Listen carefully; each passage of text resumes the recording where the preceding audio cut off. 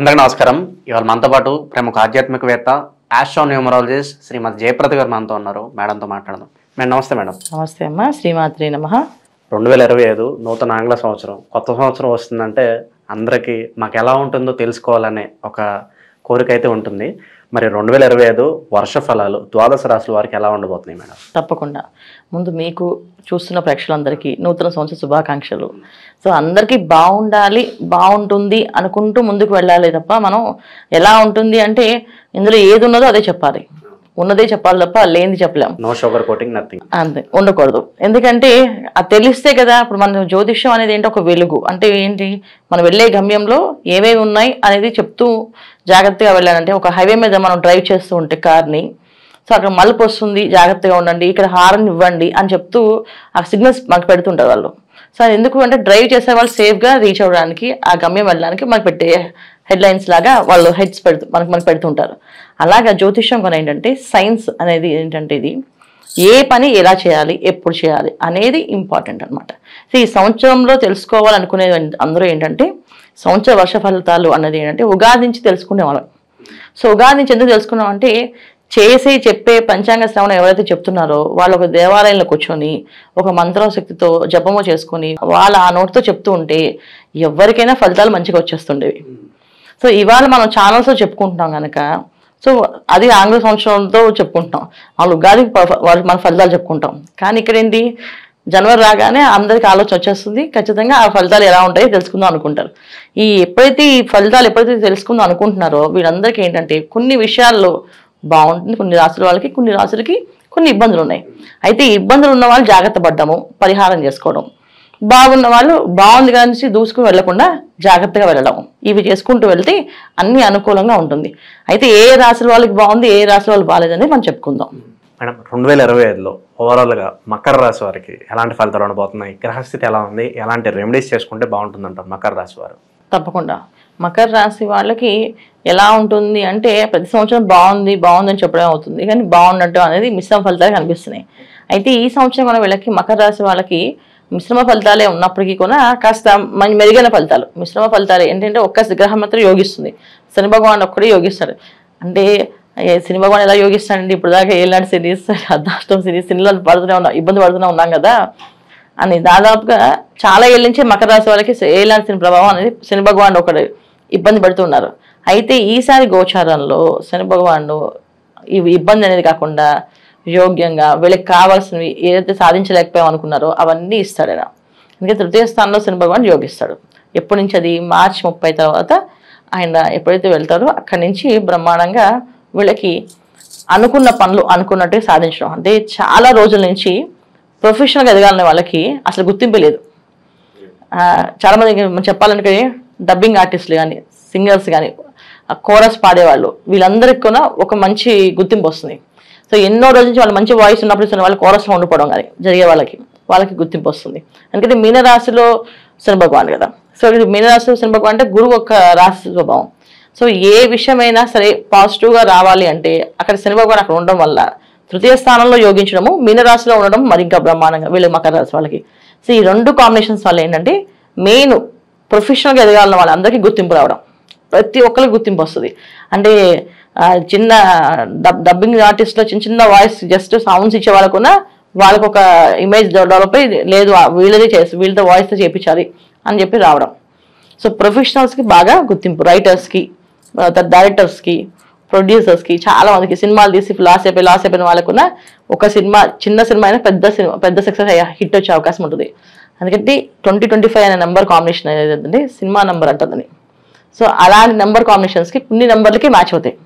So అలాగే 8 నెంబర్కి cinema అంటే శని భగవాన్ రాశి కనుక మేము దాన్ని 8 నెంబర్కి తీసుకుంటాం.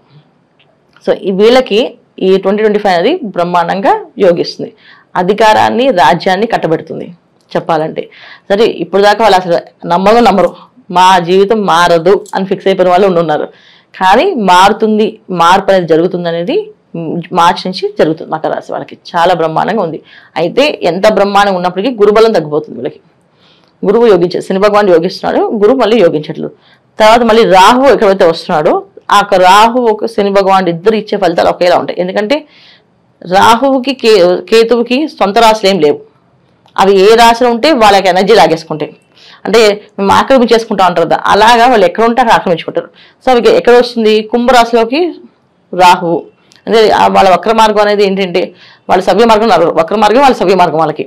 అందుకని అంటే ఎప్పుడైతే కుంభరాశిలో రాహు వస్తున్నాడో సో శని ఒక్క ఇచ్చిన ఫలితాలు వస్తాయి. అంటే ఏంటి, కాస్త బద్ధకాన్ని, కాస్త ఆలస్యాన్ని, కాస్త ఆటంకాలను ఇప్పిస్తుంటాడు. అవన్నీ పక్కన పడేసి ఈ సంవత్సరం మా జీవితం మారుతుంది అని రాసుకుంటే డైరీలో ఖచ్చితంగా మారుతుంది. వచ్చే సంవత్సరం ఈ ఫలితాలు వింటే అర్థమైపోతుంది లాస్ట్ ఇయర్కి ఈ ఇయర్కి మా ఫలితాలు ఇంత బ్రహ్మాండంగా ఉన్నాయి, ఇంత యోగిస్తుంది అని. సో వివాహ ప్రయత్నాలు చేసేవాళ్ళు వివాహాలు అవ్వవు అనుకునే వాళ్ళకి వివాహాలు అవ్వడం. సో చాలా మంది ఇంకేం వివాహం చేసుకుంటా అనుకునే వాళ్ళు కూడా వివాహం అవ్వడం. అంటే వివాహం మామూలుగా జనరల్గా అందరికీ అవుతుంది. అయితే కొంతమంది వివాహమే వద్దు అనుకుని ఇంక వివాహం చేసుకోవాలనుకునే వాళ్ళు కూడా వివాహం జరగడం అనేది కూడా జరుగుతుంది. అంటే మనం నమ్మనివి జరుగుతాయి ఈ సంవత్సరం, అంటే ఈ జరగవు అనుకునేవి జరుగుతూ ఉంటాయి. సో ఇలాంటి ఎనర్జీస్ అన్ని కూడా మకర రాశి వాళ్ళకి చాలా యోగ్యంగా బ్రహ్మాండంగా కనిపిస్తున్నాయి. సో మిగతా వాళ్ళందరికీ బాగుంది. అంటే ఉద్యోగ ప్రయత్నాలు చేసే వాళ్ళు, ఉద్యోగాల కోసం ఎదుర్కొనే వాళ్ళకి, విద్యార్థులకి, అందరికీ కూడా అబ్రాడ్ వెళ్ళాలనుకునే వాళ్ళకి, విదేశ రంగాల్లో ఆరోగ్య విషయం ఏంటంటే గురుబలం తగ్గుతుంది కనుక కాస్త ఆరోగ్య విషయంలో కొంచెం జాగ్రత్త. ప్లస్ రాహువును వస్తున్నాడు కనుక ఇక్కడ ఈ రెండు కాంబినేషన్స్ వల్ల కాస్తంత ఆలస్యాన్ని ఆటంకాలు ఇప్పిస్తారు. ఆరోగ్య విషయం జాగ్రత్తగా చూసుకుంటే వాటి కూడా కొంచెం పరిహారం చేసుకుంటే బ్రహ్మాండంగా ఉంటుంది. అయితే ఏంటంటే ఆదివారాలు నిష్టగా ఉండాలి వీళ్ళు. ఆదివారాలు హెయిర్ కట్ చేయించుకోవడం కానీ, ఇలా గోల్డ్ కట్ చేయించడం కానీ, తర్వాత వెళ్ళి మామూలుగా చాలా మంది శాకాహారం అనుకుని ఎగ్గుని తింటుంటారు, ఎగ్స్ అవి తింటుంటారు, అవి కొంచెం తినకూడదు. ఆదివారం శాకాహారం, సాత్విక ఆహారం అంటే ఏదైనా ఉడికించిన ఆహారాన్ని తింటూ ఉంటే అనుకూలంగా జరుగుతుంది. ఎంత అంటే ఆయిల్తో చేసేవి కాకుండా, ఆయిల్ ఫ్రైస్ కాకుండా, అంటే సాత్విక ఆహారంలో మామూలు కూరని ఫ్రై చేసుకుని తింటారు, అలా కాకుండా ఉడికించిన ఆహారం ఆ ఒక్కరోజు ఆదివారం రోజున ఉడికించిన ఆహారం అది తీసుకుంటే అనారోగ్య సమస్య అనేది రాదు, తర్వాత ఆర్థిక ఇబ్బంది అనేది రాదు. ఈ రెండు కూడా బ్రహ్మాండంగా బాగుంటుంది. అయితే ఏంటంటే వీళ్ళు చేయాల్సింది ఏంటి నియమాలు అంటే ఆదివారాలు చాలా నిష్ఠగా ఉంటాం. చెప్పాలంటే బ్రహ్మచర్యం పాటిస్తే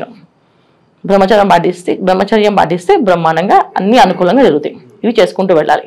అన్ని బాగుంది. ఈ సంవత్సరం మకర రాశి వాళ్ళకి వాళ్ళు ఊహించేది, ఈ జీవితం మేమే ఊహించలేదంతా వస్తుంది, అలా జరిగే అవకాశం ఎక్కువగా కనిపిస్తుంది.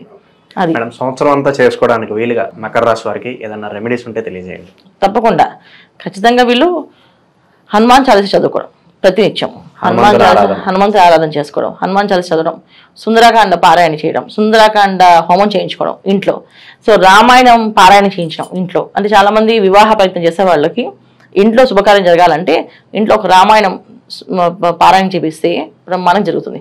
సో అలా రామాయణ పారాయణ చేయించడం, రాములు వారి కళ్యాణం ఏదైతే వస్తుందో కళ్యాణానికి వస్త్రాలు తీసుకెళ్ళి ఇవ్వడం, ముత్యాలు వస్త్రాలు తీసుకెళ్ళి ఇవ్వడం.